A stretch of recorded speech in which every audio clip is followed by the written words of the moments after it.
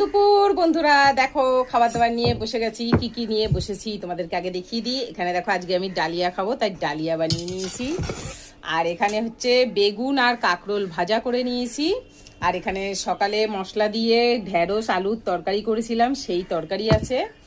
আর এইটা দেখো, এইটা হচ্ছে একটা তরকারি। এই তরকারিটা তোমাদের নাম বলতে হবে, আমি বলবো না। দেখো এক গাবলা বানিয়ে নিয়েছি আর এক হাঁড়ি ভাত। চলো এবার ভাত নিয়ে নিই। এই যে ভাত, এখানে হচ্ছে কাঁকরোল ভাজা, বেগুন ভাজা, এখানে হচ্ছে